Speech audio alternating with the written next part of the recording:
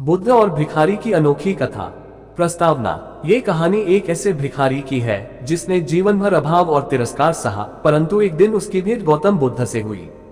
उसे एक क्षण ने न केवल उसकी किस्मत बदल दी, बल्कि समस्त नगर में करुणा और ज्ञान की एक नई लहर प्रवाहित कर दी।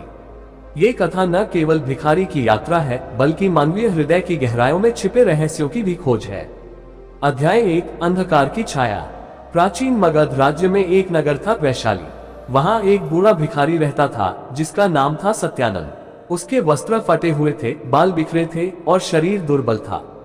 नगरवासी उसे देखकर नाक भान चढ़ाते और बच्चे उस पर पत्थर फेंक कर हंसते। सत्यानंद का हृदय उन पत्थरों से भी ज्यादा घायल था। हे प्रभु, क्या यही मेरा भाग्य है? वो प्रतिदिन मंदिर के बाहर बैठकर प्रश्न करता, परंतु उत्तर में केवल सन्नाटा मिलता। वह बचपन से ही दरिद्रता में पल रहा था। माता पिता का साया बचपन में ही उठ गया था। किसी ने उसे अपनाया नहीं, किसी ने उसे स्नेह नहीं दिया। वर्षों तक उसने पेट भरने के लिए भीख मांगी, परंतु कभी भी आत्मिक शांति न मिली। अध्याय 2। बुद्ध का आगमन। एक दिन समाचार फैला कि गौतम बुद्ध अपने शिष्यों सहित वैशाली आ रहे हैं। नगरवासी आनंदित हो उठे। बुद्ध के आगमन का अर्थ था ज्ञान, करुणा और मुक्ति की एक किरण। सत्यानंद भी ये सुनकर उत्साहित हो उठा। अगर कोई मुझे समझ सकता है तो वह यही महापुरुष होंगे, उसने सोचा।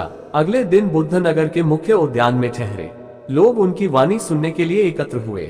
सत्यानंद भीड़ में सबसे पीछे खड़ा था। बुद्ध ने अपनी आंखें बंद की और कहा, जो भीतर से खाली है वह संसार से कुछ भी नहीं पा सकता। ये सुनते ही सत्यानंद का हृदय कांप उठा। क्या ये वचन मेरे लिए ही कहा गया? उसने मन ही मन सोचा। अध्याय 3। भिक्षा और प्रश्न। सभा समाप्त होने के बाद सत्यानंद हिम्मत करके बुद्ध के पास गया। भांते, मैं निर्धन हूँ, क्या आप मुझे कुछ दे सकते हैं? बुद्ध ने मुस्कुराकर कहा, सत्यानंद, तुम सच में निर्धन हो? हाँ भांते, मेरे पास कुछ भी नहीं है। बुद्ध ने धीरे से कहा, अगर तुम्हारे पास कुछ भी नहीं है तो मेरे प्रश्नों का उत्तर दो। सत्यानंद सहम गया। बुद्ध ने पूछा, 1. तुम्हारे पास क्रोध है? हाँ भांते। 2. द्वेष है? हाँ भांते। 3. भय है? हाँ भांते। 4. अहंकार है? शायद भांते। बुद्ध मुस्कुराए और बोले, तो फिर तुम निर्धन कैसे हुए? तुम्हारे पास तो ये सब संपत्तियां हैं। सत्यानंद को ऐसा लगा मानो बिजली कौंध गई हो। वह अवाक रह गया। अध्याय 4। सच्चा त्याग। सत्यानंद के नेत्रों से आंसू बहने लगे। उसने बुद्ध के चरणों में गिरकर कहा, तो मुझे क्या करना चाहिए भांते? बुद्ध बोले, यदि तुम सच में निर्धन बनना चाहते हो तो इन सब का त्याग करो। क्रोध, द्वेष, भय और अहंकार को छोड़ दो, तभी तुम वास्तव में मुक्त होगे। सत्यानंद को पहली बार अनुभव हुआ कि उसकी दरिद्रता उसके वस्त्रों में नहीं बल्कि मन में थी। उस दिन से उसने क्रोध करना बंद कर दिया, लोगों से घृणा करना छोड़ दिया और हर स्थिति को स्वीकार करने लगा। अध्याय 5। भीख नहीं, आशीर्वाद। समय बीतता गया। नगरवासी चकित थे। सत्यानंद अब भीख नहीं मांगता था, बल्कि दूसरों को प्रेम और करुणा देना सीख गया था। वह लोगों को बुद्ध के वचन सुनाता, उनकी सेवा करता। एक दिन वही नगरवासी जो कभी उसे दुत्कारते थे, अब उसे संत सत्यानंद कहने लगे। अध्याय 6। अंतिम भेंट। 1 वर्ष बाद बुद्ध फिर से वैशाली आए। जब उन्होंने सत्यानंद को देखा तो मुस्कुराए। अब तुम्हें क्या चाहिए सत्यानंद? सत्यानंद ने सिर झुका लिया और कहा, अब मैं कुछ भी नहीं चाहता भांते, मैं पूर्ण हूँ। बुद्ध ने प्रसन्न होकर कहा, अब तुम सच में निर्धन हो, संसार के विकारों से मुक्त। इस कथा से हमें ये शिक्षा मिलती है कि सच्ची दरिद्रता धन की कमी नहीं, बल्कि भीतर के विकारों की अधिकता है।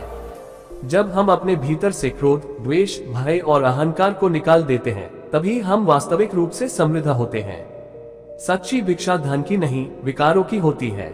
अध्याय 7। संसार के रंगमंच पर अंतिम परीक्षा। बुद्ध से ज्ञान प्राप्त करने के बाद सत्यानंद एक अलग ही प्रकाश से चमकने लगा। लेकिन जीवन ने उसे अंतिम परीक्षा के लिए बुलाया। एक दिन जब सत्यानंद नगर के एक बड़े चौक पर ध्यान में बैठा था, तभी कुछ पुराने साथी जो पहले उसके साथ भीख मांगते थे वहां आए। अरे सत्यानंद, यह क्या तमाशा है? अब तू कोई संत बन गया है। एक ने उपहास किया। दूसरा बोला, तू भीख मांग कर खाता था और अब हमें उपदेश दे रहा है। चल सच बता, इस नए स्वांग से तुझे कितना मिल रहा है? लोग हंसने लगे। सत्यानंद ने प्रेम पूर्वक उत्तर दिया, भाइयों, मैं तुमसे भिन्न नहीं हूँ। मैं वही सत्यानंद हूँ, बस अब मेरी दृष्टि बदल गई है। पहले मैं संसार से मांगता था, अब मैं संसार को देता हूँ प्रेम, करुणा और शांति। उनके उपहास का कोई प्रभाव न देखकर वे क्रोधित हो उठे। उनमें से एक ने सत्यानंद पर कीचड़ फेंक दिया। सारा नगर देख रहा था। सभी को लगा कि सत्यानंद क्रोधित हो जाएगा, लेकिन वह मुस्कुराया। भाई धन्यवाद, तुमने मेरा ये पुराना वस्त्र और अधिक पवित्र कर दिया। ये सुनकर वहां सन्नाटा छा गया। वे साथी लज्जित हो गए। अध्याय 8, सम्राट से भेंट। कुछ दिनों बाद वैशाली के सम्राट चंद्रप्रभु ने सत्यानंद के विषय में सुना। वह जिज्ञासु हुआ और उसे दरबार में बुलाया। संत सत्यानंद, मैंने सुना है कि तुम पहले एक भिखारी थे। अब लोग तुम्हें पूछते हैं, तुम्हारी सच्चाई क्या है?